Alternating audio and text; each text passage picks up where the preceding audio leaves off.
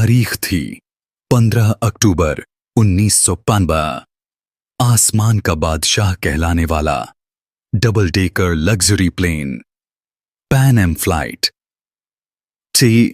70 यात्रियों और 7 crew members के साथ हवाई से सैन फ्रांसिस्को के लिए उड़ान भर चुका था। यात्रियों में कोई खिड़की से आसमान की नीली चादर को देख रहा था, कोई किताब पढ़ते हुए सपनों में खो गया था और कोई अपनी मंजिल की सोच में मुस्कुरा रहा था। लेकिन अचानक उस शांत उड़ान को चीरती हुई एक चीख गूंजी। 4 नकाबपोश आदमी अपनी सीटों से उठे, हाथों में हथियार, आंखों में खौफ। उन्होंने पूरे विमान को हाईजैक कर लिया। बच्चों की रोने की आवाज और बड़ों की धड़कनें और यात्राओं की सिक्कों ने आसमान तक हड़कंप मचा दिया। जमीन पर अटक को जैसे ही खबर मिली, उन्होंने अपने प्लान बनाना शुरू कर दिए। लेकिन वह प्लेन 6 रडार में हमेशा के लिए गायब हो गया। कारण यह था कि हाईजैकर्स ने प्लान के सिस्टम नेटवर्क को बंद कर दिया। लेकिन असली खतरा तो और ही कुछ था। हवाएं उसे हवाई जहाज को ऐसे उछल रही थीं जैसे मानो कि कोई खिलौना हो। प्लेन सिम सबसे बड़े महासागर के सबसे बड़े तूफान के बीच फंस चुका था। पायलट अपनी जान जोखिम में डालकर उसे प्लेन को कंट्रोल करने की कोशिश कर रहा था। लेकिन कुछ घंटे या नहीं तो घंटे बाद प्लेन की पूरी डोर प्रकृति के हाथों में थी। फिर एक एक करके प्लेन के इंजन बंद होने लगे और अंततः प्लेन आज की गोलों की तरह समुद्र में गिरने लगा। Sad emotional BGM, piano tone. पानी से टकराने से पहले कुछ यात्रियों ने हिम्मत दिखाई। हाईजैकर्स को काबू कर टूटे हुए दरवाजे से ठंडे अजनबी समुद्र में कूद पड़े। प्लेन गहरे समंदर में समा गया और उसके साथ ही दर्जनों जिंदगियां बुझ गईं। लेकिन 60 लोग किसी तरह बच निकले।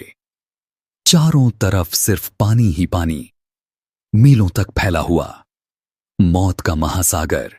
और तभी नजर आई एक चट्टान, सिर्फ 100 मीटर दूर। भीगे, कांपते हुए 60 लोग अपनी आखिरी ताकत से तैरकर उस चट्टान पर पहुंच गए। लेकिन वहां न खाना था, न पानी, न कोई उम्मीद। इसी बीच एक पैसेंजर ने कांपते हाथों से अपनी दूरबीन निकाली। उसने चारों ओर देखा और अचानक चीख पड़ा। वहां एक आइलैंड है, आधा किलोमीटर दूर, धुंध में छिपा हुआ एक छोटा द्वीप।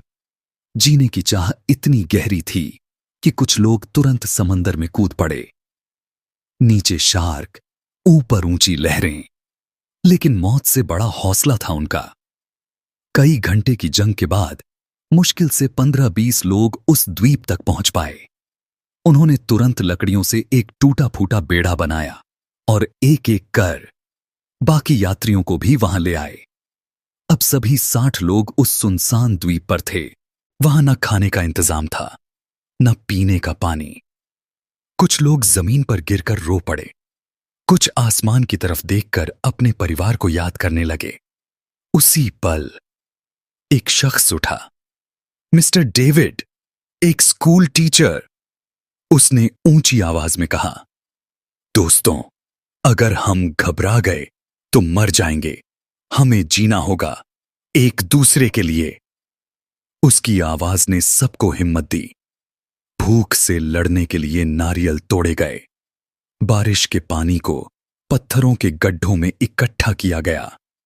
मछलियां पकड़ने की नाकाम कोशिशें हुईं और आखिरकार पहली छोटी सी मछली पकड़ी गई।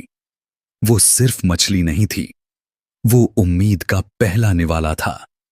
दिन हफ्तों में बदले, हफ्ते महीनों में। द्वीप पर झोपड़ियां बनाई गईं, पत्तियों से दवाइयां तैयार की गईं और एक दिन उन्होंने रेत पर बड़े बड़े अक्षरों में लिखा, हेल्प। आसमान से एक जहाज गुजरा। सभी ने चिल्लाकर, आग जलाकर ध्यान खींचने की कोशिश की, लेकिन जहाज उन्हें देखे बिना उड़ गया। उस दिन कई दिल टूट गए। शुरुआती महीनों में बीमारियां फैलीं। 10 लोग इस संघर्ष में हार गए।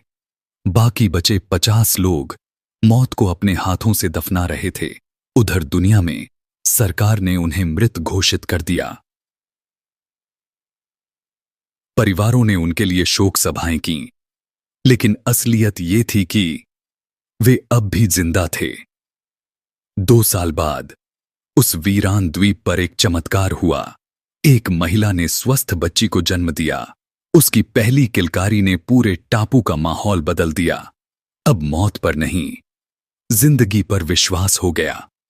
वो बच्ची उनकी उम्मीद थी, उनकी नई पीढ़ी, उनका भविष्य। साल दर साल बीतते गए। सालों में वहां एक छोटा समाज बन चुका था। बच्चों के लिए मिस्टर डेविड ने स्कूल खोला। किसी ने खेती सीखी, किसी ने मछली सुखाना। हर बरसी पर वे सर्वाइवल डे मनाते, अपने खोए साथियों को याद करते।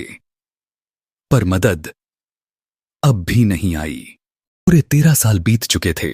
फिर एक सुबह दूर समंदर से एक आवाज आई, जहाज के हॉर्न की आवाज।